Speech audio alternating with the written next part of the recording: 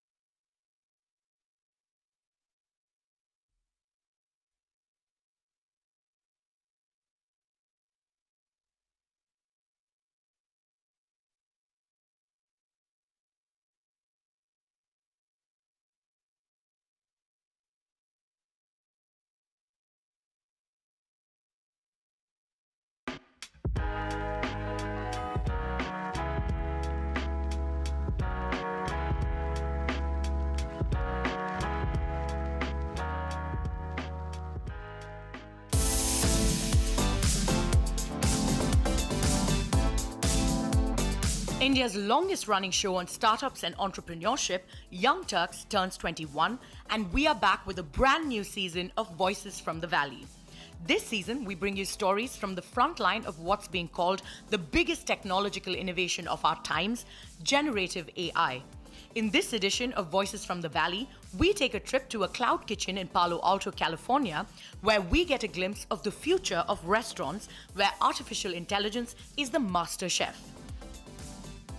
Founded by IIT Bombay graduates Nikhil Abraham, Atish Alur and Mohit Shah, CloudChef seeks to answer a delicious question.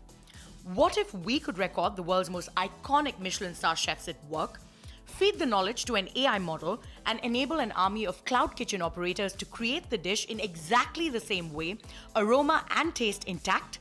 It's a sophisticated culinary dance between software and hardware, but blindfold tasting sessions have left even the master chefs impressed. Celebrity chefs Tom Colicchio and Roy Yamaguchi are now investors in the startup alongside Anand Rajaraman, an early investor in Facebook.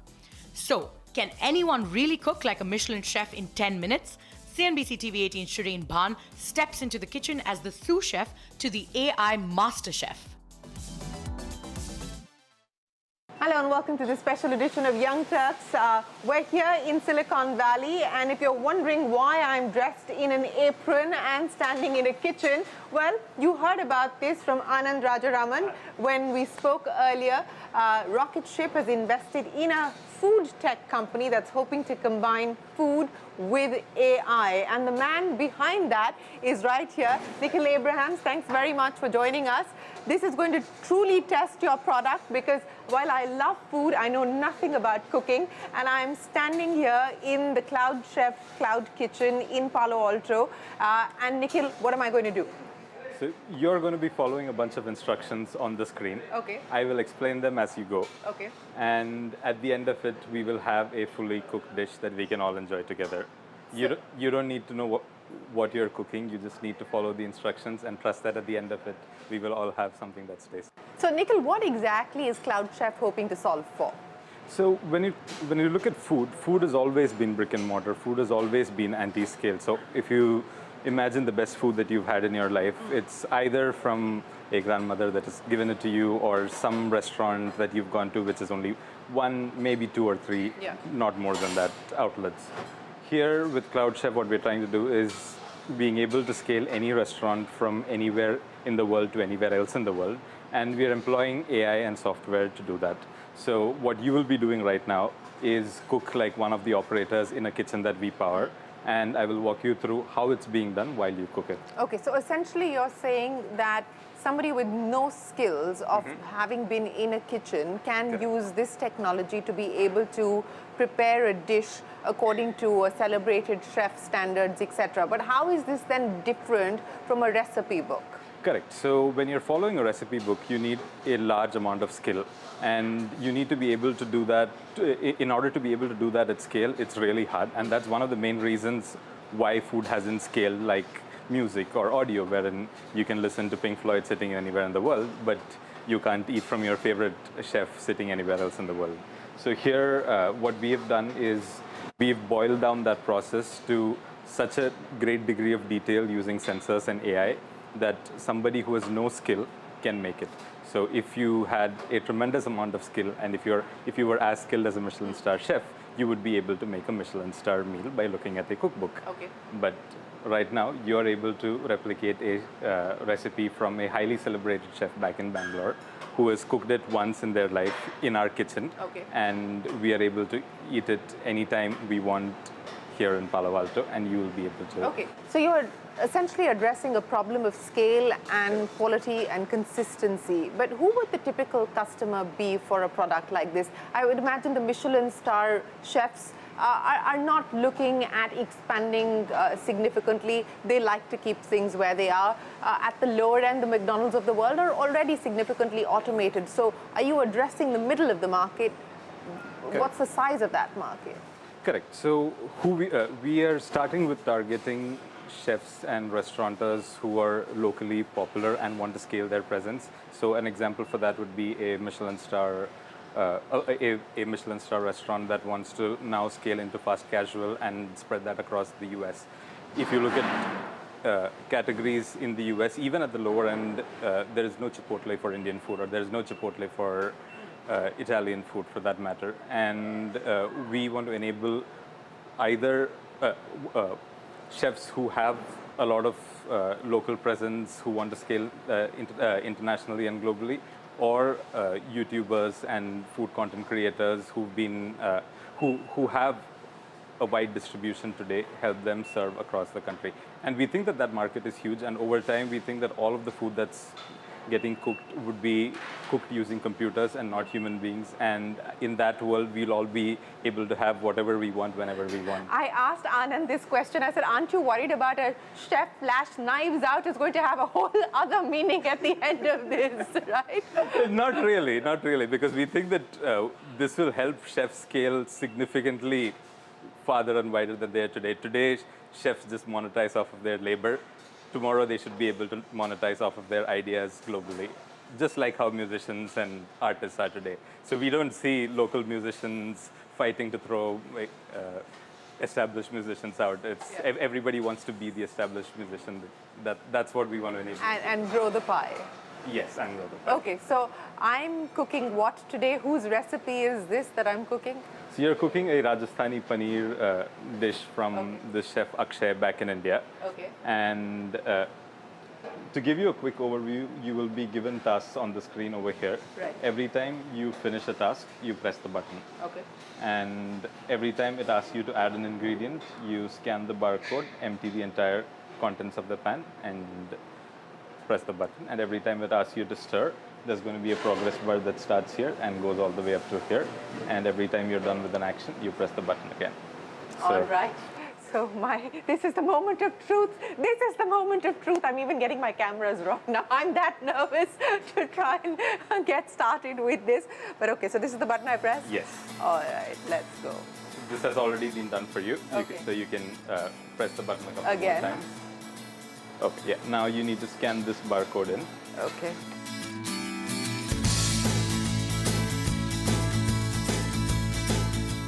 All right, so you press the button a couple of more times.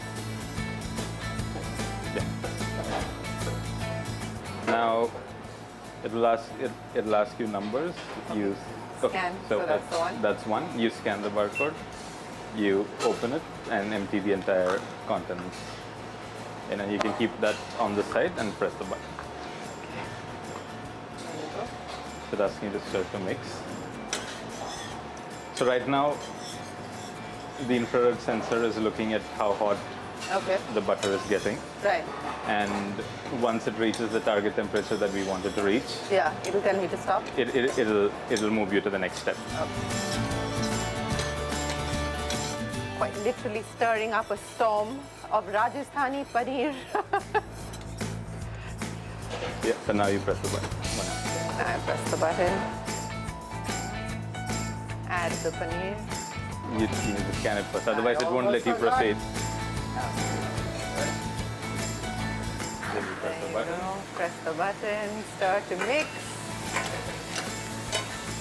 Okay, press the button. Yeah. Add roasted tomatoes. Tomatoes go in. You press the button.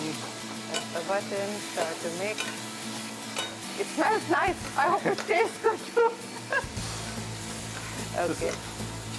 So some of the things that you're going to add into this recipe Right. were made just like how you are making it, but in a Right. much bigger batch. So for Okay. example, if you can look over there, Oh, nice.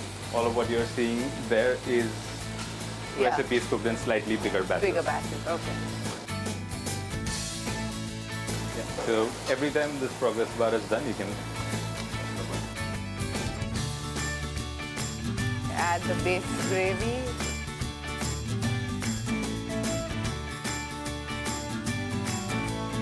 It hasn't given me any red alerts so Yeah, far, yeah. so I guess I'm doing okay. Hey, you can-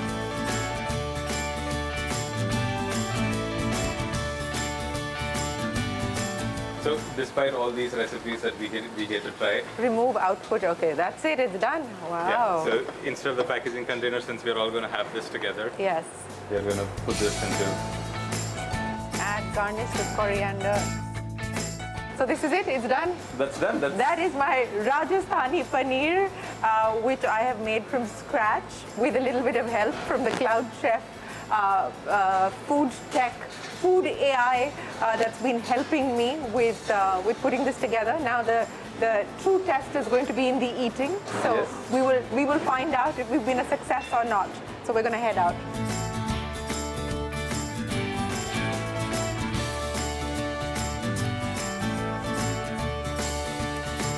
Oh, this is good.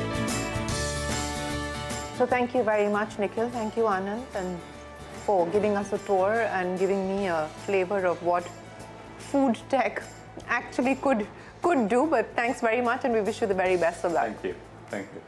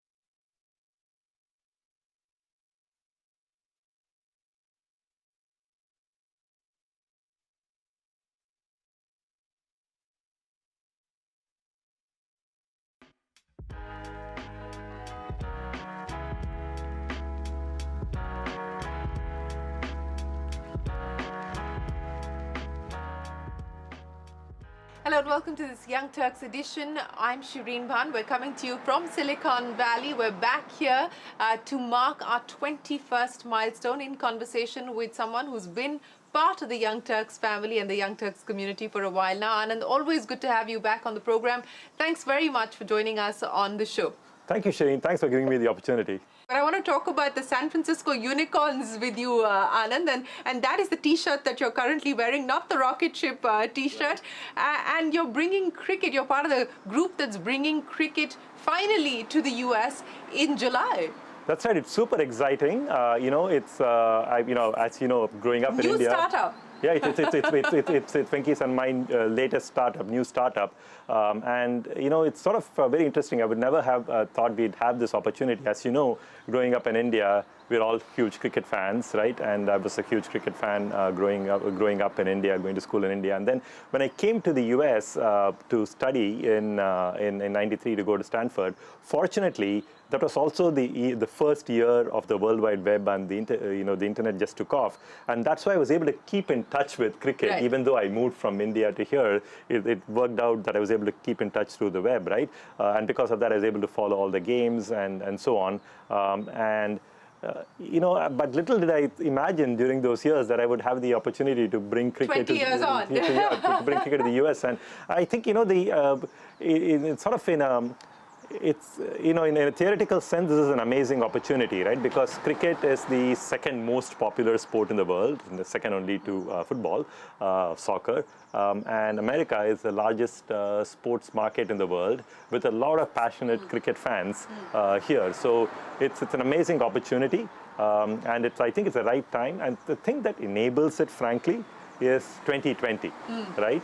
Until a few years ago, cricket was just too long a sport to bring to the US market. But now 2020 is packaged that down to a 3-hour format with non-stop excitement throughout the game, right? The feats of athleticism as catches get taken on the boundary, right? These are amazing moments of athleticism, and I think that's the right package to bring the sport to the US. I'm super excited. Well, speaking about bringing this package to the US, I mean, it's quite a motley bunch of you working together to actually make this a reality. You, Venki, of course, with the San Francisco Unicorns, Satya Nadella as well, and a whole bunch of other folks from the diaspora making this happen. That's right. I mean, look, I think this is a testament to the popularity of cricket among the diaspora, the Indian diaspora. And it's an honor that Satya Nadella is one of the co-owners of the Seattle team, as you mentioned, and Shantanu Narayan, the Adobe CEO, is one of the co-owners of the San Francisco Unicorns, along with Venki and myself. And we have some amazing people owning the teams in the other territories as well. And it's great to have the IPL teams involved as well, right? For example, the Kolkata Knight Riders own the LA Knight Riders. And the Chennai Super Kings are the majority investors in the Texas Super Kings, where the minority investors, also include Ross Perot Jr., right? So and Anurag Jain, his partner. So it's an amazing group there as well. And the Mumbai Indians are in on it as well. That's right. And the Mumbai Indians own the New York team. So it's MI New York. And then we have the Washington Freedom, which is owned by a prominent businessman from the Washington D.C. area, Sanjay Govil. So it's an amazing group that's coming together to bring this sport. And the first season starts in July, so we are 3 weeks away from the start of the season. But conflicted because you've got the Chennai Super Kings playing here as well. You're a big fan of CSK, but now you're an owner of the San Francisco Unicorns. Totally, I'm a fanboy, right? In the IPL, I totally support CSK, right? My heart bleeds yellow when I'm watching the IPL. And I was actually, courtesy of the Chennai Super Kings, I went and watched a training camp in Chennai as well, right? So it's amazing, and I'm a huge fan of MS Dhoni as well. So I'm going to be an IPL CSK supporter in the IPL, but unfortunately in the Major League Cricket, the US edition, I have to support the San Francisco Unicorns. Yes, of course. But let's talk about the economics of it, because as you said, this is your latest startup now. So you are obviously not just looking at passion, but you're also looking at a return on investments eventually. Given what the IPL has been able to do back home in India, I mean, every year just record numbers being piled on. What's the opportunity that you see here? Right. So as I said, it's the second largest sporting market in the world.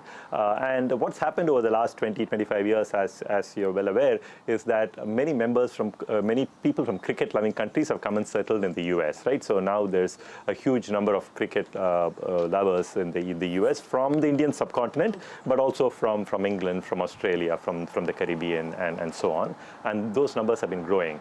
And those people, many of those people from those communities are super passionate about cricket and cannot get enough of it. So I have some stats from Willow TV, which is the streaming network that owns the right to worldwide cricket for many games, including the IPL, and sort of broadcast them in the US.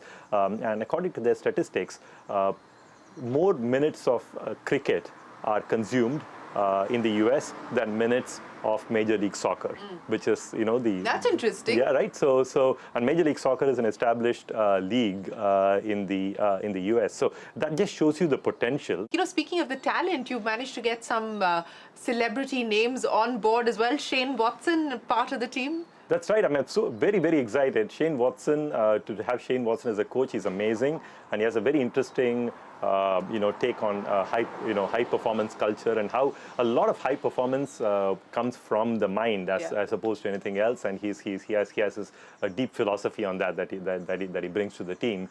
So it's amazing to have him. And a lot of as you know, look, I'm very passionate about cricket, but I've never run a cricket team in my life. Right? I wouldn't know how to do that. So what we did is that we did a strategic partnership with Cricket Victoria, which is the Cricket Association of Melbourne in Australia. And of course, they have deep expertise in cricket with 2 Big Bash teams and the state team and so on. And they have been super helpful to us in helping us find Shane Watson, also helping us draft some of our superstars, including Aaron Finch, the World Cup winning T20 captain, Marcus Stoinis, who just had an amazing IPL, Matthew Wade, who was also a World Cup winning T20 cricketer. Let's now talk about what's happening with the startup ecosystem here and in India. The big buzz at this point in time, and the conversations that I'm having here are all about AI. Everyone wants to get onto the AI bus if they're not on it already. Right. How are you reading what's going on there? This year was definitely an inflection point in the development of AI, which started with ChatGPT. So it's sort of been building for the last few years, but this year was when we really saw the inflection point. So I think there's definitely been something new and something that has changed in the world of AI that has happened this year. There's no doubt about that. So Silicon Valley has been waiting for the next foundation technology since mobile to really change things, and AI is seen as that. So there really is a gold rush mentality, which makes a lot of sense. Now, we, as you know, at Rocketship, we are a data-driven venture capital firm. What's the algorithm telling you? Exactly. So we built data on millions and millions of startups all over the world, and we built machine learning models ourselves to try to find interesting companies. And so we've been looking at what the models have been telling us. And so basically, these AI companies fall into two or three different buckets. The first bucket is the companies that are developing foundation models, like OpenAI, like Google, like Facebook, Meta. These companies are developing these foundation models, and developing these foundation models, which is where, in fact, a lot of the hard work is, and where the breakthrough has recently happened. That is something that requires a large amounts of capital, invested, because it requires huge amounts of GPUs and processing power and so on. And that's outside the reach of most startups, right? So it can be done at the scale of a Google or a Meta or an OpenAI that raised billions of dollars, but not by a startup. Or it can be done by a nation state, right? Like a China or an India, but it cannot be done by a startup. So I think those are going to be super exciting, but those spaces, I think, are going to be owned by incumbents. Now, the second space is the tooling that's necessary for companies to adopt these new technologies. And there we are seeing some interesting companies adopting, in the tooling space that we are looking into. But the third space, which is to me the most exciting space, is companies that use these new technologies to transform huge industries in huge economies, right? So, for example, if you can transform agriculture in India using AI, that would be amazing, right? I think that's the real potential. For example, we are investors in a company called CloudChef. Now, this is a bunch of IIT Bombay grads that are using AI to transform food. Okay. The food is, it's one of the fundamental needs, right? Food, water, and shelter. It's the first one, right? So, if you can use AI to transform the space of food, that is truly huge for not just from a business point of view, but for the human race as a whole, right? So that's what this company is doing. They're transforming the way food is prepared and food is distributed using AI. They can take any recipe that's prepared by a Michelin chef, record it using AI, and then reproduce it in any part of the world. This is like what you see in AI, what you see in science fiction movies, right? These technologies that can create any food anywhere. So that's the kind of potential that AI can give you. And in fact, AI is not just recreating food that humans have created. AI is coming up with new recipes that humans have not even thought about. Are you preparing yourself for a chef flash? That's an interesting. I honestly think it's I see these things like AI, potentially they can compete with humans. Yeah. But I think in the long run, humans and AI have to partner with each other to go to the next level. I sort of feel that these fears of AI going to replace us, I think they're a little bit overblown from the way I see